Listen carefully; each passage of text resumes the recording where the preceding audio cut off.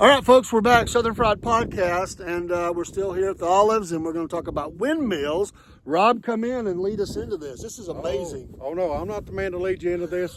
Mr. Rocco here, he knows about these things. This is all brand new to me too, and I grew up here in South Georgia. So, Mr. Rocco, let's talk a windmill. Sure, yeah, absolutely. So, as we evaluated our growing region and our location, what we found is that here in South Georgia, we get what are called these polar vortexes.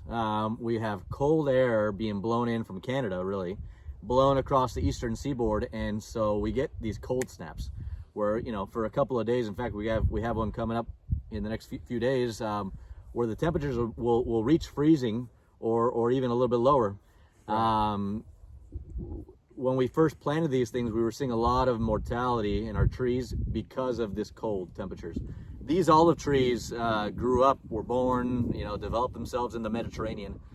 The Mediterranean climate is characterized by stable temperatures. You have the influence of the Mediterranean, which does a great job of stabilizing the temperatures all around. And that's what these olives are used to. They're used to, when it gets cold, it's cold, but not super cold, not really warm. Same with hot. It doesn't get extremely hot. It doesn't get extremely cold. It's very stable. We don't have that here in South Georgia. So we knew that if we wanted to continue to see production out of these trees, we needed to invest in active frost control and prevention. And so our solution, and what's proven quite well for us, is to invest in these wind machines, windmills. We can have a look at them, how they work, but the concept is, I think we all learned this in grade school, heat rises, warm air rises. These machines, what they're designed to do is to pull the warmer air that's higher up and pull it down to our trees. Right. Wow. And that warms up the temperatures anywhere between 2 to 5 degrees, which could be the difference between a loss of crop or temperatures that the trees can handle. Wow. Amazing. We think about farming, we usually think about, and that's a good question we could lead into before we do this, is about the amount of water that you need, because farming, you think about, is it going to rain? You said y'all are a little dry here, needed more rain. What about the olives? How do they do with that? Great question. Olives are an extremely drought tolerant crop and extremely efficient users of water. Probably of any other permanent crop or tree crop that I know of, no crop does a better job of converting gallons of water to crop and eventually dollars. They're extremely efficient. They have strategies that they employ. The tree does this to conserve water when there's periods of no rainfall. Wow. We have irrigation systems, but we get lots of rain here in South Georgia, so really the irrigation systems are really a vehicle for us to fertilize. Okay. We fertilize we apply our fertilizer through our irrigation, so that it goes directly to the tree's roots, and it uptakes it at the most efficient way possible. But olives are a great drought-resistant crop, extremely sustainable from the water usage standpoint, and very efficient. Great. Amazing. Thank you for that. All right, we're going to crank one of these up, and you said there's a cold snap coming, so you will actually be turning these on in a couple of days. That's right. Yeah. And how long does it take you to get through? I mean, there's quite a few of them in your fields. Yeah, well, thankfully they're all automatic. Okay, they're a pretty sophisticated piece of equipment, thankfully, because that'd be a lot to turn on. Yeah, I was fixed to say, they're linked up to a temperature probe, and they turn on and off based on the ambient temperature. Awesome. So once the temperatures reach freezing, they'll automatically trigger themselves to turn on. And then once the machine has done its work and raised the temperature above freezing, they'll cut themselves off. So they're pretty sophisticated from that standpoint. It also is very great for us because it allows us to conserve the amount of propane that we use. So they're not just steady running; they're running only when they're needed to run.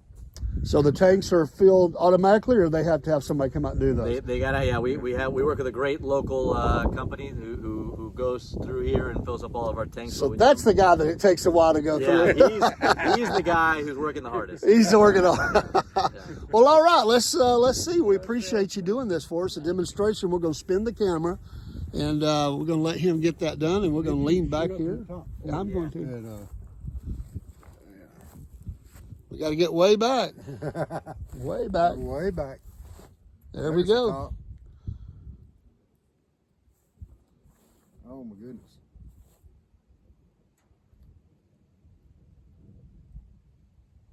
Amazing operation. Yes. And that thing is up there on a gearbox. It's designed to turn as well. Yeah, they turn and they blow the air down, and they can spin all around the 360 degrees. And here we go. We're firing up.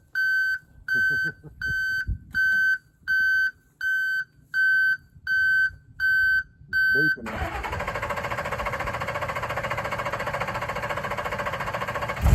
We have contact. There we go.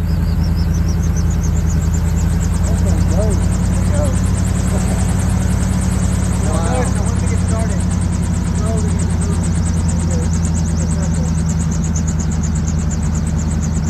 very, very slowly.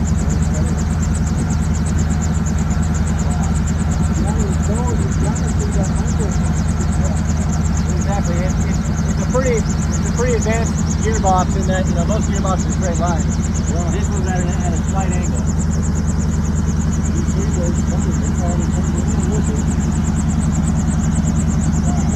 Amazing.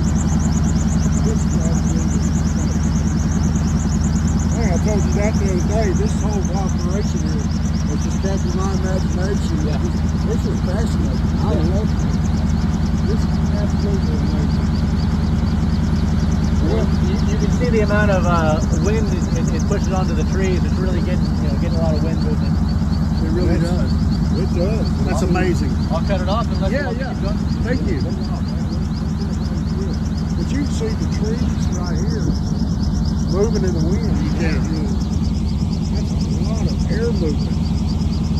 I had no idea Yeah, I was thinking myself when we were talking about that. I was wondering how, what would that force of air be like until he cranked that up. That's a pretty good breeze. Did not realize just how much the air that was pushing. That's an amazing demonstration.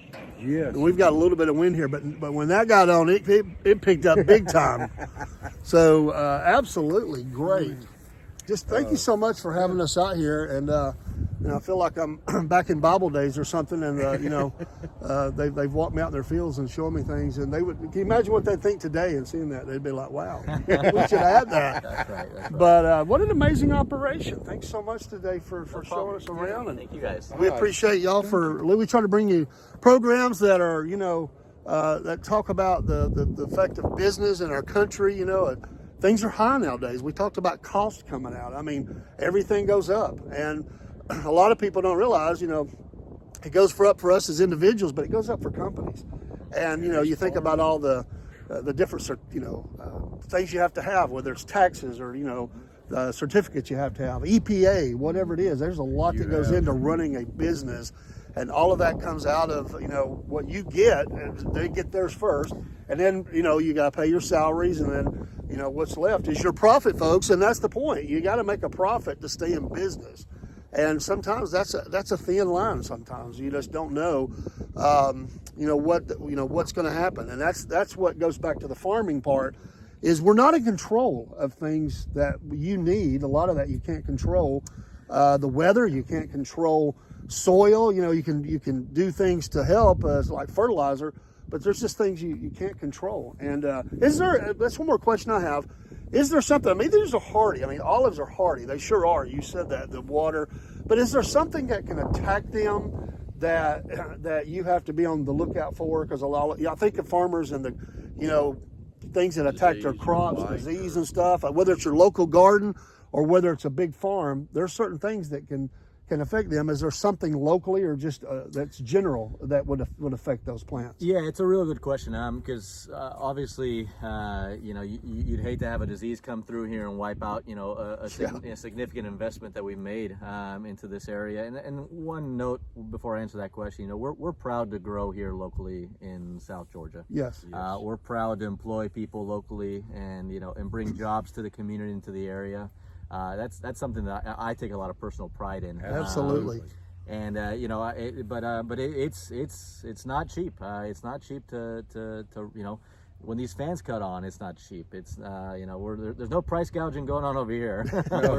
we're doing our best to make a profit and to employ people at a level that's good for them and their families. And so it's a challenge, but we've had great consumer feedback. Our supply is growing in the South. In terms of outreach to customers. Sure. We're actually sadly we've been able to we've first been selling a lot of our product outside of the South.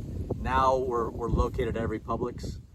So folks here locally can pick us up. Winn-Dixie, they're available as well, and we're just expanding further and further our reach here in the South. That's awesome. Which is good. But you had a question regarding something they can attack the trees. Thankfully, a lot of the diseases that you find, say, in California or in Spain or Italy, are ones that we've been able to shelter ourselves with. Being in an island, so to speak, we're able to really separate ourselves from producers that maybe don't do the best thing that they should for their sanitation program or disease prevention program. Yeah. So we can really, we do everything we can to protect our trees, and we don't have to worry about some neighbor not doing the right thing and bringing some disease over. That is great. Which is a good thing. Olives naturally have very few pests. They're resilient and hardy and developed over millennia, and they've developed some great biological controls for preventing diseases and pests. We do have to take care of them, but they're a wonderful crop, and they do a great job of taking care of themselves. Another good reason to be in the South. Yes. That's right. That's right. And I would like to elaborate on a point too, and get you to elaborate on it too. You said these trees are 7 years old. Yes. And it takes 5 years before you can start really breaking even on your crop. Yeah. Mm-hmm. So you're just now getting to the point now where you say, hey, we're up and we're going, and yet still somehow you've managed to get all this going. You've got your employees, and you've taken care of them through this process, because one person can't do it by themselves. Right. But still, I can't imagine the struggle of looking off 5 years into the future before, I bet you can talk about that struggle a little bit if you want to. Sure. In our business, we do a lot of long-term planning. We have a 20-year plan, and so we plan to be here for a long time. We're not just doing this for 1 year, and we're not just, you don't plant olives. You don't plant olives for a year-to-year deal.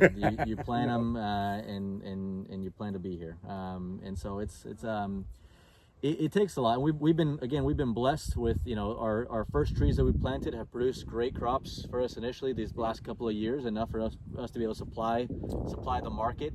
And as our brand grows, we're excited to see these trees continuing to increase their production. And we have other projects that we work on as well. So we're not strictly an olive business. Okay. We this year we launched a product called peach cider vinegar. So many people know apple cider vinegar. Right. Well, we're here in Georgia, and so we decided to develop a peach cider vinegar.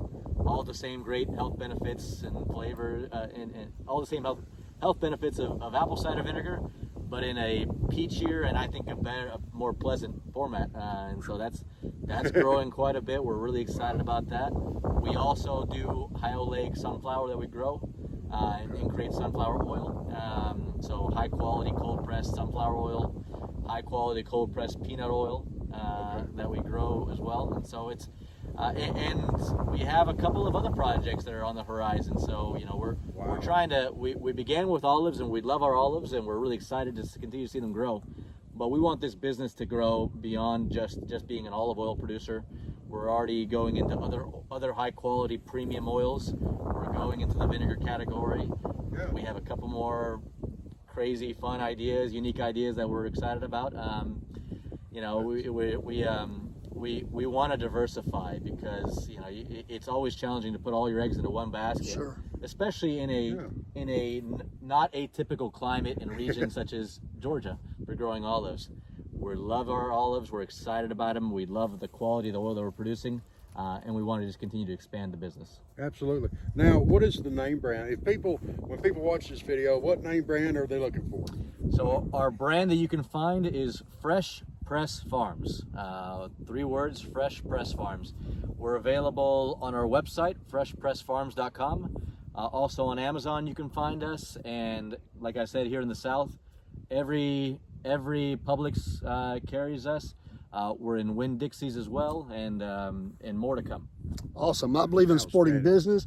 I will make sure that I make an order this weekend for one of your products. Thanks so much for coming out with us. We appreciate you very much. Absolutely. Thank you. Absolutely. Thanks, folks, for listening to the Southern Fried Podcast, and we love bringing these type of things. We can't do it without special folks like we have here today.